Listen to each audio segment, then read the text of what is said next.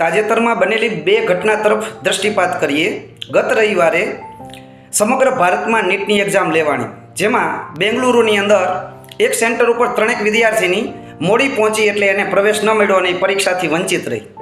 હવે બીજી એક ઘટના જોઈએ. એક સરકારી શાળાના આચાર્યએ વિદ્યાર્થીઓને સમયનું મૂલ્ય સમજાવવા માટે જે બાળકો શાળાએ મોડા આવશે એમને પ્રાર્થનામાં પ્રવેશ નહીં મળે, પ્રાર્થના પૂરી થયા પછી એને પ્રવેશ કરવા દેવામાં આવશે એવું કહેલું. અને બીજે દિવસે આ ઘટના મુજબ આચાર્યએ ગેટનો દરવાજો બંધ કરી દીધો. હવે ગેટની બહાર રહેલા કેટલાક વિદ્યાર્થીઓના કેટલાક અણસમજુ વાલીએ આ આચાર્ય સાથે શાબ્દિક બબાલ કરી એનો વિડીયો ઉતાર્યો અને એને સોશિયલ મીડિયામાં મૂક્યો. મિત્રો, શાળામાં આચાર્ય અને શિક્ષક સમયનું મૂલ્ય સમજાવવા આવી પનિશમેન્ટ નહીં આપે તો બીજું કોણ આપશે? મારે ઘાયલ સાહેબના શબ્દોમાં એટલું જ કહેવું છે કે કહી દો આ તોફાની તત્વોને કે ખોટો દેકારો કરવો રહેવા દે.